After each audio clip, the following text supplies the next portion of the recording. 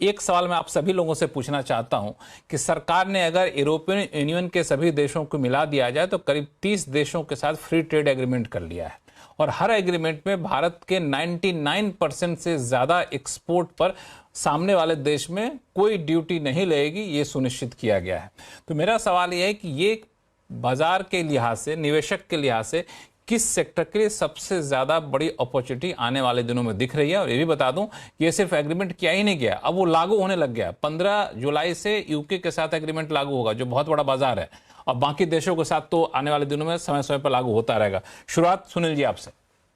मैं मानता हूं कि टेक्सटाइल, लेदर और जेम्स एंड ज्वेलरी, जहां लेबर ओरिएंटेड वर्क हमारा है, शॉर्ट टर्म में इम्पैक्ट, लॉन्ग टर्म में हमें चाहिए कि उन देशों से जो एमएनसीज हैं उनको यहाँ आकर मैन्युफैक्चर करने के लिए हम आमंत्रित करें, और यहाँ पर 30-40% लोकलाइजेशन करके न्यू एज इंडस्ट्रीज को हम बूस्ट करें। That is the medium term expectation जो होनी चाहिए। मगर शॉर्ट टर्म में इमीडिएटली इम्पैक्ट आपको, जो हम सस्ते में बनाते हैं या लेबर ओरिएंटेड है, उसी पे इमीडिएट इम्पैक्ट दिखेगा।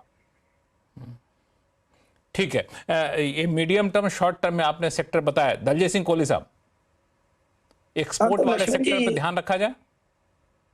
नहीं, पूरे एक्सपोर्ट पे नहीं, सिर्फ ये जो टेक्सटाइल वाला सेक्टर है एक वो मेजर बेनिफिशियरी है, क्योंकि वहां पर लेबर का कॉस्ट बहुत ज्यादा रहता है। और लेकिन एक बात ये समझने की है कि अगेन यहाँ पर सिर्फ प्राइसिंग पे आप जीत नहीं सकते हो, क्योंकि जो आपका कस्टमर है ना, उसको भी पता है कि आपको ये टैक्स का बेनिफिट मिलने वाला है। तो वो आपको जो अगला निगोशिएशन, इनिशियल बेनिफिट मिलेगा बिकॉज पहली बार मिल रहा है, बहुत ही प्रैक्टिकल बात आपने कही है।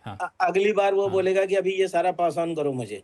जो हम पहले देखते भी थे ना, जब 90s में जब 100% ईओयू एक्सपोर्ट ओरिएंटेड यूनिट्स के ऊपर पूरा टैक्स नहीं था, एकदम जीरो इनकम टैक्स होता था, तो ये जितने गारमेंट मैन्युफैक्चरर थे वो सब यही काम करते थे कि खाली टैक्स के ऊपर ही खेलते थे, और कुछ कमाई नहीं थी उनकी, टैक्स बचा लिया, बस यही हो गया।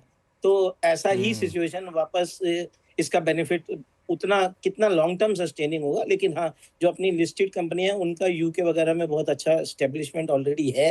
अच्छी बात यह है कि पिछले 1.5-2 साल उन्होंने अपने मार्जिन्स को फोरगो करके कस्टमर्स को रिटेन किया। तो अब जब ये एग्रीमेंट हो जाएगा तो उनको उसका बेनिफिट थोड़ा थोड़ा मिलना शुरू होगा और उनकी स्थिति सुधरेगी। तो 3-4 ऐसी कंपनियां हैं जो टेक्सटाइल में, जिनका काफी ट्रेड उस यूरोपियन रीजन से है, एंड आई थिंक वो डायरेक्ट बेनिफिशियरी होंगी। उनका हमने स्टॉक मार्केट में उनके ऊपर असर भी देख लिया है, बट ऐसा कोई बड़ा सेक्टर नहीं है जिसके ऊपर बहुत मेजर इम्पैक्ट आएगा ये सब चीजों का। तो आप ऐसी कंपनियों को अपने पोर्टफोलियो में शामिल करना शुरू किए हैं कि नहीं? हाँ, एक छोटी टेक्सटाइल की कंपनी हमने अपने पोर्टफोलियो में ली है। टेक्सटाइल वाले के साथ अच्छी बात क्या है ना कि अभी तक जैसे यूके की बात हमने की, तो कई देश जो वहाँ पे पहले एक्सपोर्ट किया करते थे, चाहे बांग्लादेश हो या फिर दूसरे देश, तो वहाँ पे उनको ड्यूटी या तो नहीं लगती थी, तो उनसे कम्पीट करना भारतीय एक्सपोर्टर्स के लिए बड़ा मुश्किल होता था। लेकिन आपने जो बात कही ना, वो दरअसल बिल्कुल लग रहा था जैसे कि आप एक जमाने में कभी एक्सपोर्टर रहे हो, क्योंकि वाकई यही होता है। हम लोग कहते हैं ना, रुपया डॉलर मजबूत हो गया, कमजोर हो गया। जितना मजबूत कमजोर होता है, वहाँ पे सामने वाला बैठा रहता है, अच्छा तुमको फायदा हो रहा है, इधर पैसा लगे बचाओ, तुम्हें इधर इतना फायदा होने नहीं देंगे। ऐसे टैक्स में भी होगा, टैक्स नहीं लग रहा है तो अब तुम्हें इतना प्राइसिंग करना पड़े। तो लक्ष्मण जी, मैं एक्सपोर्टर नहीं था, बट एक्सपोर्ट वालों के साथ बहुत क्लोजली काम किया है। नहीं, मैं भी शुरू के दिनों में जब रिपोर्टिंग की शुरुआत की थी करीब 20 साल पहले, तो एक्सपोर्टर लोगों से बड़ी बातचीत करता था। वो लोग कहते थे कि कोई बहुत फायदा नुकसान होता नहीं, सामने वाला बहुत तेज है, वो सारा कुछ फैक्टर इन कर लेता है और फिर उसी हिसाब से प्राइस को नेगोशिएट करता है। लेकिन हाँ, ये कहे कि जब बड़ा बाजार मिलता है, कंपनी अपने आप को कॉम्पिटिटिव बना के रखती है, प्राइस कॉम्पिटिटिव बना के रखती है, टेक्नोलॉजी एडवांसमेंट करके रखती है, तो लॉन्ग टर्म में उनके लिए फायदा जरूर होता है। गौरांग शाह साहब, इसमें कुछ आप ऐड करेंगे? फायदा ना हो तो फिर करार नहीं होगा, और फायदा दोनों पक्ष को मिलना चाहिए, दोनों देशों को मिलना चाहिए। और ये जो आप बात कर रहे थे ना लक्ष्मण जी, कि हमने, भारत ने इतने देशों के साथ एफटीए साइन कर दिया, तो जो यूके के साथ एफटीए साइन किया और जो 15 जुलाई से अमल में लाया जाएगा, वो 1 साल के भीतर भीतर रिकॉर्ड टाइम में ये लागू किया जाएगा। और कुछ चीजें होती है जिसको लेकर के इसको लागू करने के लिए समय लगता है। लागू होने के पश्चात कंपनियों की बैलेंस शीट में इसका सकारात्मक रुझान आने के लिए थोड़ा बहुत और समय लगता है।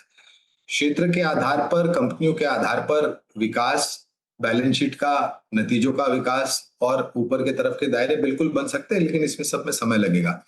अभी जो क्षेत्र के बारे में चर्चा हुई, उसको मेरी जो विचारधारा और सोच है, हमें लग रहा है कि ऑटो एंसिलरी, फार्मा क्षेत्र और कुछ हद तक स्पेशलाइज्ड केमिकल्स एंड एग्रोकेमिकल्स, इसको भी थोड़ा बहुत, क्योंकि स्पेशलिटी एंड एग्रोकेमिकल क्षेत्र को मेरे ख्याल से जब से वो कोविड के पश्चात उम्मीद थी कि वो चाइना +1 में हमारे देश की स्पेशलाइज्ड केमिकल्स और एग्रोकेमिकल्स कंपनी को फायदा मिलेगा, लेकिन ऐसा हुआ नहीं। तो मैं ये उम्मीद लेकर के चल रहा हूँ कि ये जो भिन्न विभिन्न FTA साइन किए हैं अलग देशों के साथ, बाकी जो क्षेत्र का जिक्र हुआ है उसके साथ साथ इन सब क्षेत्रों को भी फायदा मिल सकता है। अनिल राय जी, आपका क्या सुझाव है? हाँ, एकदम इसका जो एडवांटेज है, और हम लोग इस पर नज़र बनाए भी हुए हैं, और कहीं ना कहीं मार्केट भी उस पर अभी भी उसका असर दिखना शुरू हो चुका है। जैसा कि हम चार्ट देखते हैं तो उसमें दिखाई देता है, उसमें टेक्सटाइल्स हैं, लेदर हैं, लेकिन उसमें जो सबसे जो मैं देखूंगा जो वॉल्यूम के हिसाब से, जिसमें हम देखें कि बड़ा अमाउंट जहाँ से आता है, उसमें ऑटो एंसिलरी और डिफेंस भी एक बड़ा रोल प्ले करने वाला है, जहाँ तक मुझे लग रहा है। फार्मा अपने आप में बहुत अच्छा रोल प्ले करेगा इसमें। तो ये इन सारे सेक्टर्स में अगर हम देख रहे हैं मार्केट में, तो इतनी गिरावट के बावजूद भी सेक्टोरल प्रेस जो है ना बड़ा बढ़िया चल रहा है, उनमें बहुत अच्छी डिमांड बनी हुई है। उनकी जो हम कहते हैं रिलेटिव स्ट्रेंथ जो है वो मार्केट से, इंडेक्स से बहुत अच्छी बनी हुई है अभी भी। तो ये साफ साफ इंडिकेशन है कि इनके अंदर एक सस्टेन्ड बाइंग चल रही है। मार्केट कहते हैं, मार्केट को सब पता रहता है, और अंडर करंट जो होती है वो खरीदारी की बनी हुई है इन सब सेक्टर्स में। तो डेफिनेटली ये सेक्टर्स जो है आने वाले इन FTA के थ्रू बहुत अच्छे एक रिजल्ट जनरेट करेंगे। एक तो आपने सही कहा कि ऑटो सेक्टर, ऑटो एंसिलरीज में भी बहुत बड़ा बेनिफिट यहाँ पे मिलेगा, और ईवी में भी खासतौर से जो अभी जो 15 तारीख से जो FTA हो रहा है, इसमें ईवी बड़ी संख्या में ड्यूटी फ्री होकर के UK में जाएंगी। ये भी अपने आप में एक बड़ी बात है। और एक चीज और, एक्सपोर्टर्स को रुपये वाले मोर्चे पे भी फायदा होता है। जब रुपया कमजोर हो रहा होता तो उनको ज्यादा फायदा मिल रहा होता, तो वो भी एक बेनिफिट यहाँ पे होता है। और चूंकि बात UK की चलिए तो IT सेक्टर के लिए बड़ा बेनिफिट है, चूंकि वहाँ पे वर्कफोर्स के लिए जो है 5 साल तक उनको कोई सोशल सिक्योरिटी कंट्रीब्यूशन नहीं देना पड़ेगा, जो अच्छा माना जा रहा है। लेकिन IT के लिए ये तो एक छोटी सी बात अच्छी है, लेकिन जो निगेटिव चीजें वो बहुत ज्यादा मजबूती से हावी हो चुकी हैं। कहने की जरूरत है नहीं सुनील सुरनम साहब, एक्सेंचर ने सबको हिलाकर फिर से रख दिया। नहीं, बिल्कुल मेरा मानना है कि IT अभी एक इक्विटी स्टॉक नहीं रही, अभी बॉन्ड प्रॉक्सी है। यानी जो निवेशक लॉन्ग टर्म में थोड़ा डिविडेंड डील एक्सपेक्ट कर रहे हैं और एक स्टेडी सा कुछ ना कुछ 3-4-5% की ग्रोथ आएगा, जैसे डेट बॉन्ड में होता है, वैसी तरह IT हो गई है। अब ये वैल्यू की पोर्टफोलियो में शामिल हो सकती है, ग्रोथ में नहीं। तो अभी जो 26-30 की वैल्यूएशन को एक्सपेक्ट करना बहुत बहुत गलत होगा। अभी उनकी ट्रेलिंग पी 14-15-17 पे है लार्ज कैप की, और फॉरवर्ड पी कुछ 12-13 पे है, तो रीजनेबल वैल्यूएशन पे है। मगर इसके हिसाब से नहीं कि 12 से 26 में जाएगी, डबल करेंगे आपका पैसा, नहीं। आपको डिविडेंड डील मिल जाएगा, और ये इंटरनेशनल पेंशन फंड और ऐसे वैल्यू निवेशक आएंगे तो एक फ्लोर सा बनेगा, और ज्यादा उतना मार्जिन ऑफ सेफ्टी बढ़ गया है। बहुत गिरावट इससे ज्यादा मैं एक्सपेक्ट नहीं कर रहा हूँ, मगर बढ़त भी नहीं होगी। तो आप भी अभी उसको एक वैल्यू जोन में मन में रखते हुए, आपके पोर्टफोलियो में कितना आपको चाहिए वैल्यू, क्योंकि आप अग्रेसिव कंजर्वेटिव मॉडल करते हैं, उस हिसाब से आपको IT को रखना पड़ेगा। बिकॉज चैलेंजेस और भी आती जाएगी। बिकॉज अभी एक्सेंचर की अनाउंसमेंट में 3-4 चीज है। पहले कि उन्होंने 14% उनका आउटसोर्सिंग रेवेन्यू में गिरावट, डिसेलरेशन दिखाया है। सेकेंड, वो एक्विजिशन में वो अभी साइबर सिक्योरिटी वहां पर कंपनी खरीदने के लिए $5 बिलियन से $9 बिलियन का उन्होंने फंड बढ़ा दिया।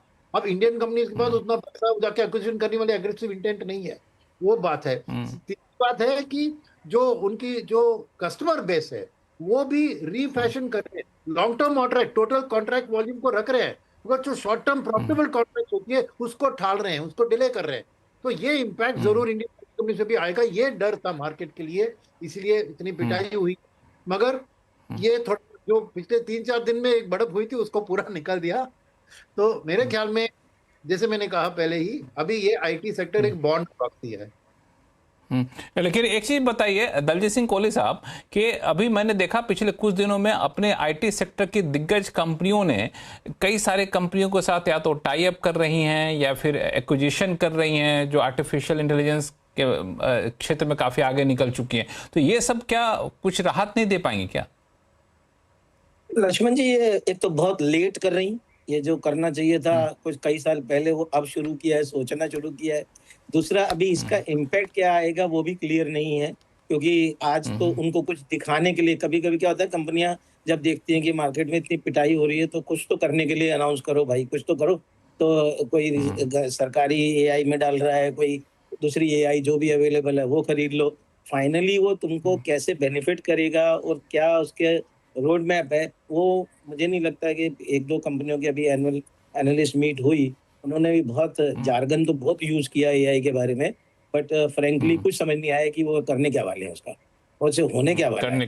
तो इसके लिए ही समझ में, इसीलिए आई थिंक मार्केट ने बहुत क्लियर वर्डिक्ट दे दिया है कि भाई तुम लोग कर लो, जब तुम्हारा सब कुछ बन जाएगा तब हम तुम्हारे साथ आ जाएंगे, नहीं तो हम दूर बैठेंगे। और हम तो पिछले 2-3 महीने से आपके पास कई बार कह ही चुके हैं कि हम तो इससे बाहर ही हैं। बड़ा बड़ा बाजार के लोग बड़े ही सेल्फिश होते हैं, गौरांग शाह साहब हैं। मैं जब सुधर जाओ तब आऊंगा, वैसे नहीं आऊंगा मैं।